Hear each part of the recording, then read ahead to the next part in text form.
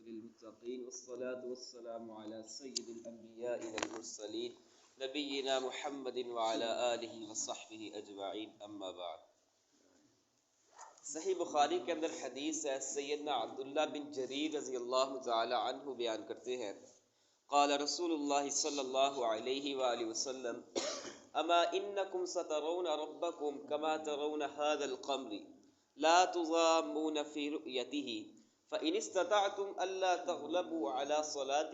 قبل أن طلوع الشمس وغروبها وقال رسول الله صلى الله عليه وآله وسلم في مقام آخر من صلى البردين دخل الجنة۔ اللہ کے رسول صلی اللہ علیہ وآلہ وسلم نے چوندویں کے چاند کی طرف اشارہ کر کے فرمایا کہ اے میرے صحابہ، ان قریب تم اپنے رب کو دیکھو گے جس طرح تم اس چاند کو دیکھ رہے ہو، کہ تمہیں اس چاند کے دیکھنے میں کسی بھی قسم کی مزاحمت کا سامنا نہیں کر پا رہے،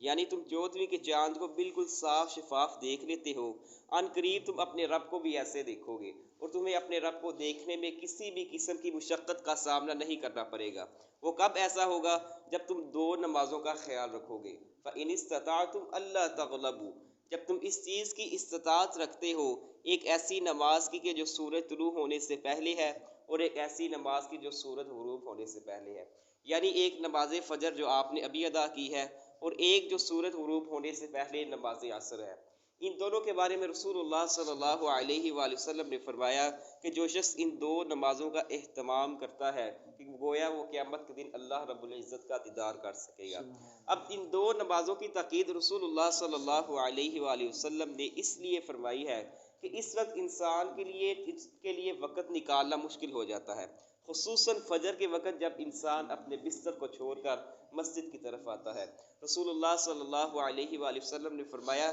کہ جب انسان رات کو سوتا ہے تو شیطان انسان کے سر کے پچھلے حصے پر 3 گرہیں باندھتا ہے اور ہر گرہ کے ساتھ یہ الفاظ دہراتا ہے۔ جب پہلی گرہ لگاتا ہے تو کہتا ہے اے انسان سویا رہ، رات بہت لمبی ہے۔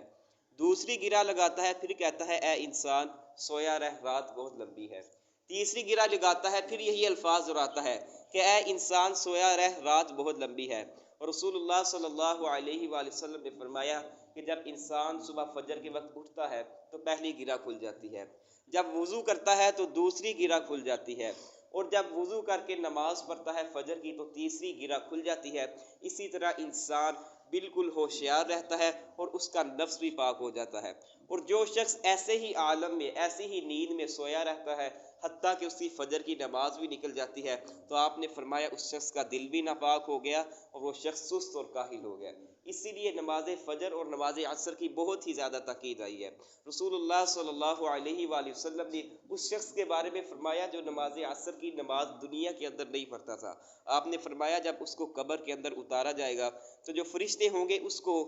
سورج دکھائیں گے جو غروب ہو رہا ہوگا، اس کو سورج دکھائیں گے، اس میت کو جو سورج غروب ہونے لگا تھا، تو وہ آدمی، وہ میت اٹھ کر بیٹھ جائے گی اور فرشتوں کو اس وقت کہے گی کہ مجھے چھوڑ دو، میں عصر کی نماز پڑھنا چاہتا ہوں، لیکن اس وقت کوئی فائدہ نہیں ہوگا کیونکہ تب انسان کے اعمال اور جزا کے مطابق اس کو سزا ملے گی تو یا اس کو جزا ملے گی۔ رسول اللہ صلی اللہ علیہ وآلہ وسلم کی حدیث کے مطابق جو فرشتے ہوتے ہیں ان کے اللہ تعالیٰ کے پاس جانے کے 2 وقت ہوتے ہیں، ایک فجر اور عصر کا۔ جو رات والے فرشتے ہوتے ہیں وہ عصر کے وقت آتے ہیں اور فجر تک رہتے ہیں۔ ذرا بات کو غور سے سنیے گا، جو رات والے فرشتے ہوتے ہیں عصر کے وقت آتے ہیں اور فجر کے وقت جاتے ہیں، اور جو دن والے فرشتے ہوتے ہیں وہ فجر کو اس دنیا میں آتے ہیں اور عصر کے وقت اپنے اللہ رب العزت کے ہاں جاتے ہیں۔ جب رات والے فرشتے اللہ رب العزت کے پاس جاتے ہیں تو اللہ تعالیٰ ان بندوں سے پوچھتا ہے کہ ہاں میرے فرشتوں، تم نے میرے بندوں کو کس حال میں پایا؟ تو رات والے فرشتے جو عصر کے وقت اس دنیا میں آتے ہیں تو کہتے ہیں اے اللہ، جب ہم اس دنیا پہ گئے عصر کے وقت تو تیرے بندے نماز پڑھ رہے تھے۔ اللہ اکبر۔